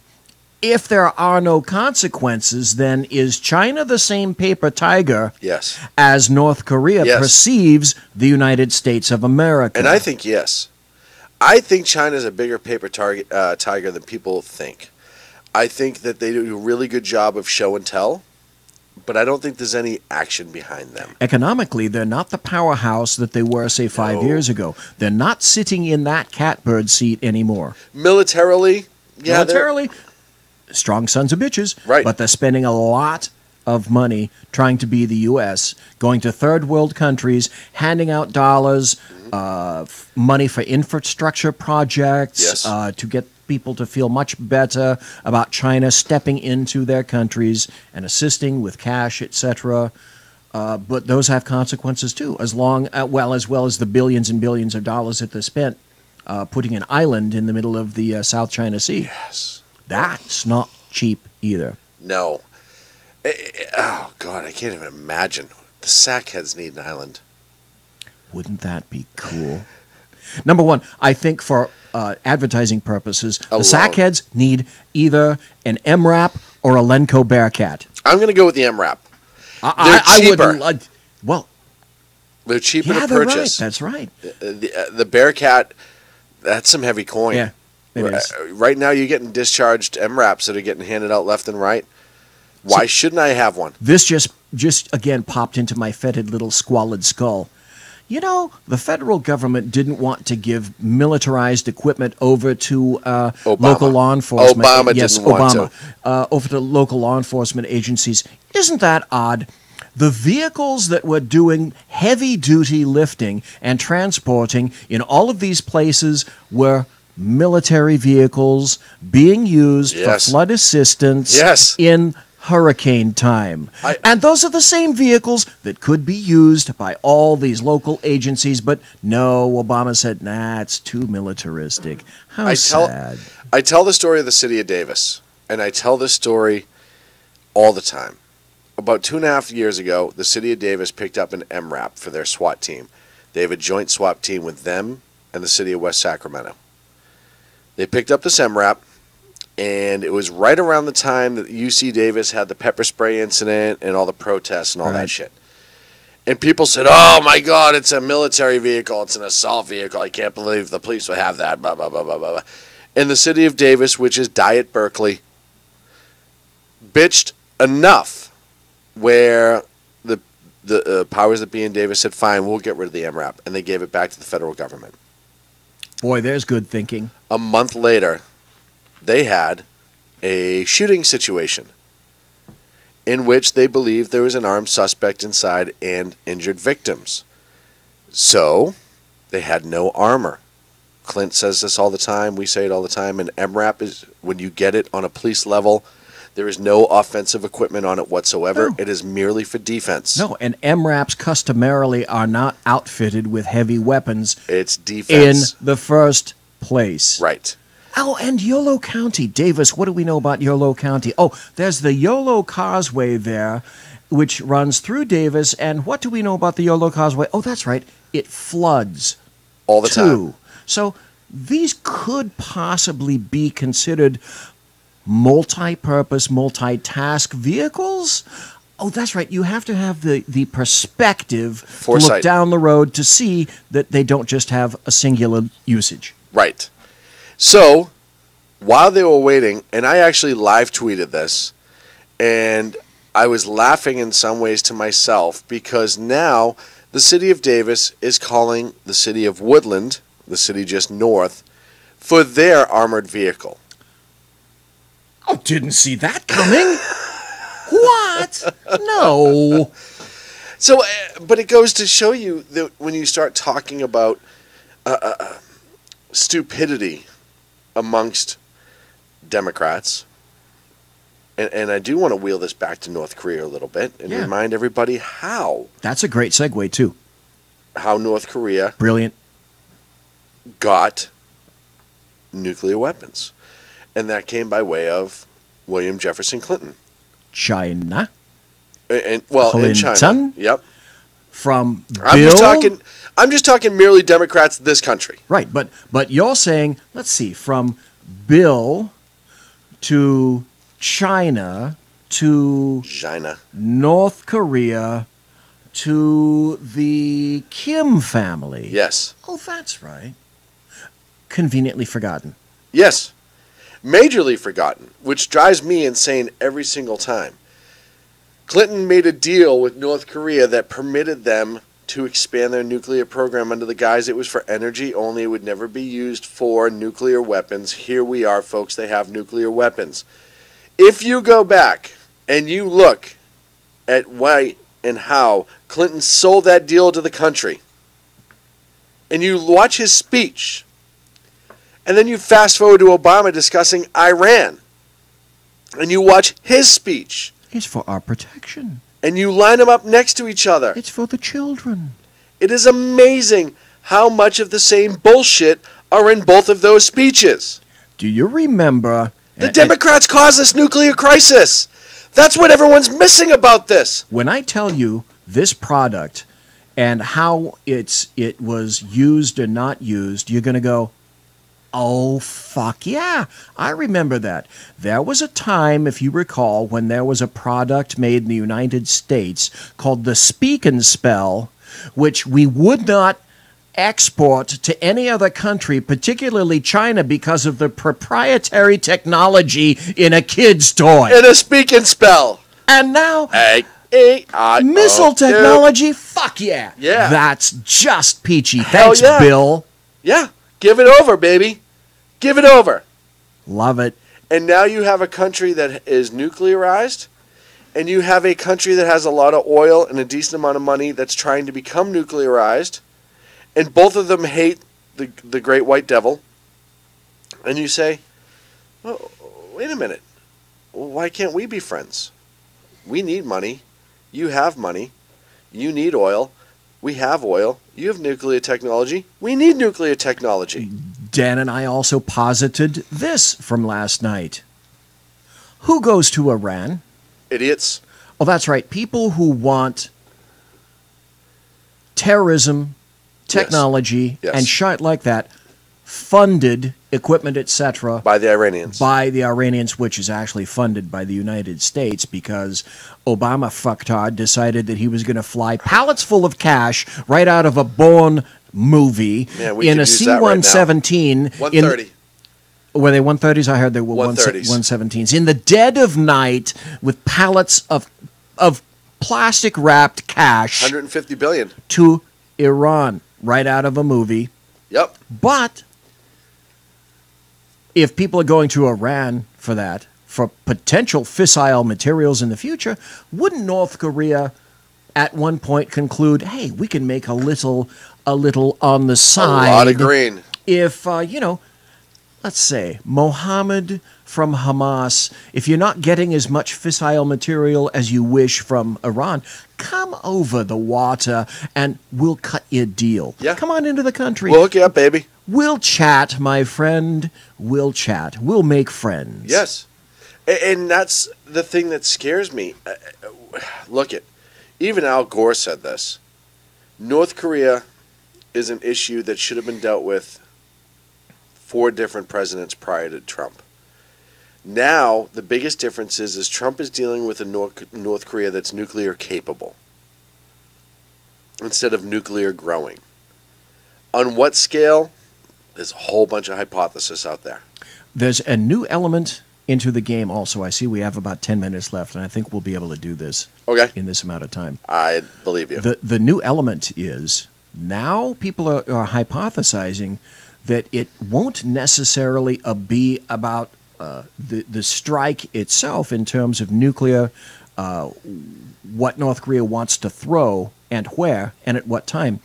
It's more aimed at how effective can we make the EMP and place it in the most effective spot in the United States to take down as much as possible. Now, in Japan, problem accomplished. One airburst at about 10,000 feet. Done. Perfect. That all of Japan is gone. Yes. But let's say people hypothesize that North Korea can reach pretty much, if you read into it, depending upon what person you believe, they can reach the East Coast, and they can reach the West Coast. Who's to say that they couldn't attempt to launch something? Well, they're not. They're going to avoid the Midwest because they're flyover states after all. Who says that you can't throw something in the air over D.C. or New York and kill all of banking, and then throw something over San Francisco or Los Angeles in the United States and kill as much as possible? It doesn't have to necessarily be people. Right. It just has to be the electrical grid, infrastructure, internet that runs fucking everything under the sun in the United States. Victory. Yeah. And that's the thing, we always talk about when we take down this country, you're never going to militarily take us head on. You kind of need that ace in the hole. Nuclear is a big ace in the hole. EMP is a big ace in the hole. Hacking and technology is a big ace in the hole. Hacking is one of the things that North Korea, everybody's saying, has been focusing on for the last couple years. Pretty damn good at it. So as technologically dumb as they are, they're also technologically advanced.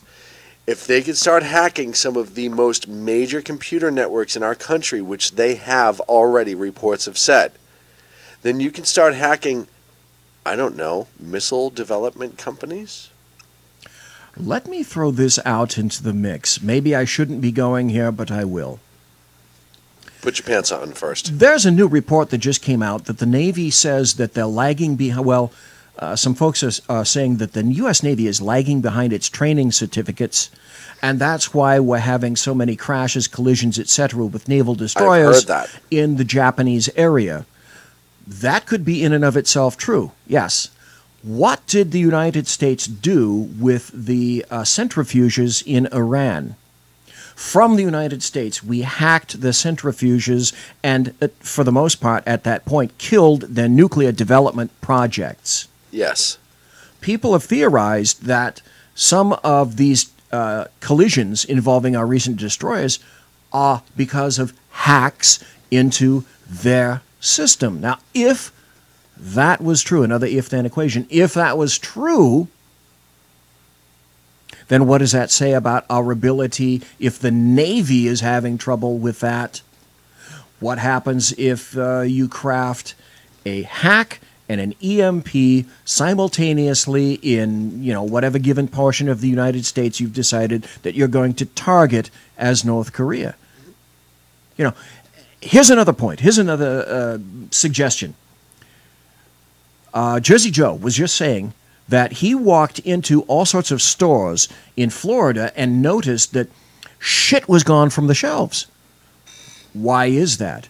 That's because the supply side back chain of almost anything and everything now is so crucial, so critical, so short, so minimal that people don't have to keep a lot of stuff in warehouses anymore because that's expensive. Yes. How does that get accomplished? It gets accomplished by the internet. It gets accomplished by electronic coordination of all of these things.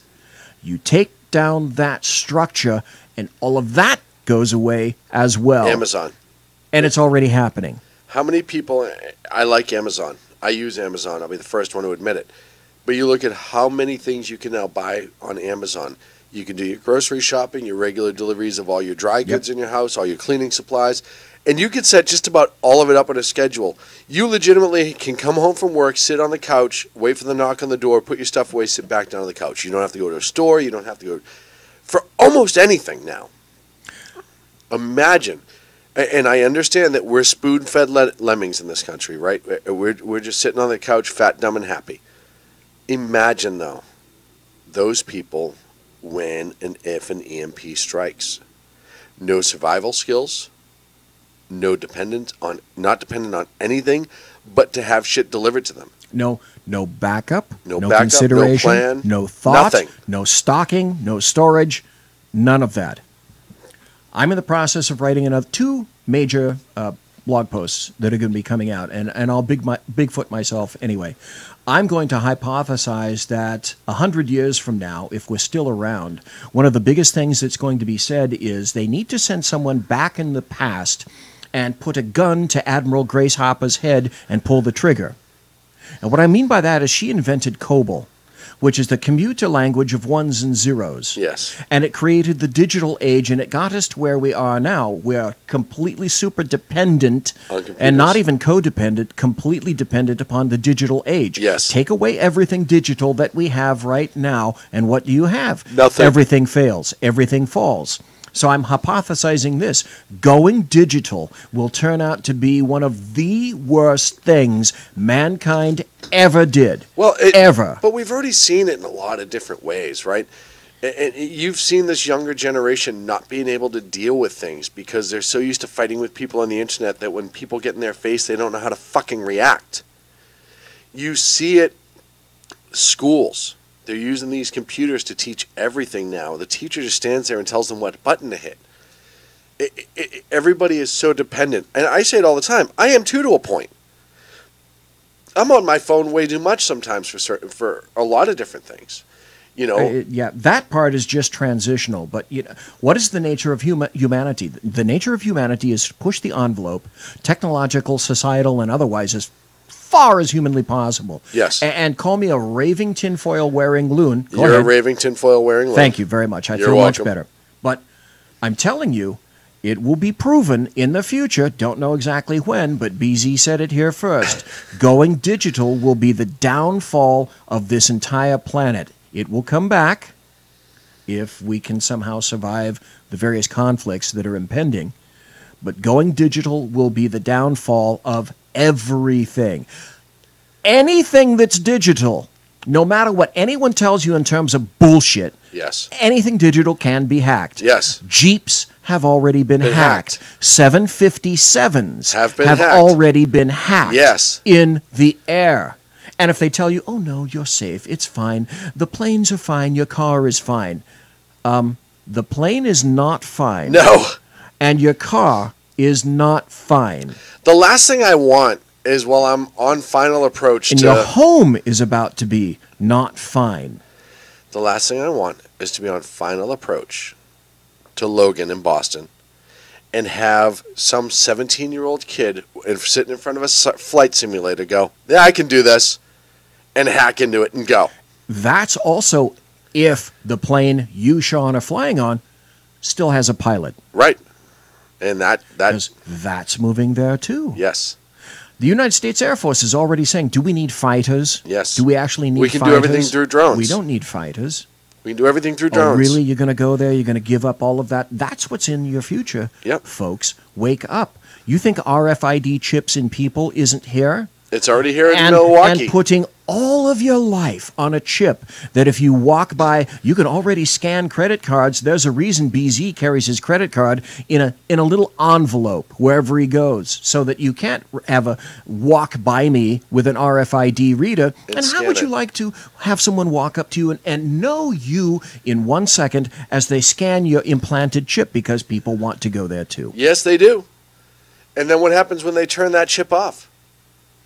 Bill Burr, he's a great comedian, but he told a great joke about that, how we're going in that direction. It's like, hey, dude, they're going to put chips in all of us, and then when you're out, you talk bad about the government, they're going to turn your chip off. You're not going to be able to pay for anything. You're not going to be able to do for anything. You're just going to walk around aimlessly screaming at the sky, begging somebody in a satellite to turn it back on. Well, I already like to scream at the sky, and I like to stand on the corner and scream at traffic as well. But that's one of the reasons I wanted to get Melanie Collette on my show. And I know we're far away from North Korea, and we don't have that much time left. 2 minutes. But that's one of the reasons that I wanted to get Melanie Collette on my show, because I wanted to ask her about a cashless society. What do you know about a cashless society in the digital age? The government can decide that if it's having inflation, it can dip and pull. Yes. If it's having deflation, inflation, it can either force you to save or force you to spend. Yes. Depending on what the fuck it wants to do. Yeah, that's Yay government for you. Yay digital. Yay government. Yay cashless. Yay government. Folks, before we end this evening here in the How did we get there? We always get here this quick. I know. Before we end this evening, I do want to extend our thoughts and prayers to everybody in the path of Irma who's already been affected or will be affected by Hurricane Irma. If you are in the direct path, please heed all of the warnings of those that are in charge that are trying to get you to safety. Go to safety. Make sure you can communicate. If you're going to stay and you shouldn't be staying, expect not to be rescued, and make sure that you have everything you need to survive for yourself and anybody that's with you. If you're sick, elderly, get on a bus and go. Because once they have to come rescue you, you're putting their lives in danger as well. Make sure you check out all the great shows starting this coming week at 3 p.m. Pacific, 6 on the East Coast, with 5 on the East Coast, rather. 5, yeah, Yep. got it. Jersey Joe at 6. Jersey Joe at 6, Ralph's at 5, 4 o'clock will be Melanie Collette. Of course, that's Monday through Friday. And then Tuesday and Thursday at 8 p.m. Pacific. Who would that be? You have the bloviating Zeppelin sitting right across from us. Thank you. I know Danny Butcher's around as well. Make sure you check him out. He's on Fridays. Yep. And HighPlainsPundit.com. Yep. And make sure you check out our great friends at High Plains Pundit. We'll see you next Wednesday right here on the Sackheads Radio Show live on the SHR Media Network. 8 p.m. Pacific, 11 on the East Coast. Chat will be open. YouTube will be on. My Pants will be on. BZs will be off. Clint may or may not have a brand new nose. But he will have a goiter. He will have a goiter. It'll be a great goiter from Bar Harbor. It's a good goiter. We'll see you next week. Have a great week, folks. Conservative media done right. You're listening to the SHR Media Network. Hey, it's Sean from the Sackheads Radio Show, also one of the owners here at the SHR Media Network. Are you opinionated? Have you ever wanted to do your own show? Have you ever heard somebody like the Sackheads and go, yeah, I could probably do that better? Well, now's your chance. Send me a 5-minute clip at sackheadsradio@gmail.com, and maybe you can be part of the SHR broadcasting team. sackheadsradio@gmail.com. Times are dark. The people are misled by corrupt politicians, lied to by establishment media, and deceived by the false messages of Islam. A nation looking for direction needs a guide. It needs a man with a cane. I'm Dave Milner. Join me on Spreaker, SHR Media, Pundit Press Radio, and YouTube through the SHR Media page for a different kind of commentary on the unpleasant blind guy. Because the truth is not always pleasant. In a world controlled by corrupt politicians. You got a business. You didn't build that. A team of ordinary men emerge from the ashes to give voice to the voiceless and hope to the hopeless. Sackhead Sean. Dude, I'm not saying Catholic stupid. Sackhead Clint. All good friends of ours usually show up drunk. Also starring Sacco as the producer. I'm a little bit drunk, 'cause I'm drinking. They are the Sackheads Radio Show. Every Wednesday at 8 p.m. Pacific on SHRmedia.com. The best late-night conservative talk show in America, Sackheads Radio. And listen, there are no people better on the air to give you the best conservative talk than Sackhead Sean and Sackhead Clint. And we're working on immigration papers for a certain other guy who happens to work there too. For those who are tuning in around the world to the best late-night conservative talk, Sackheads Radio.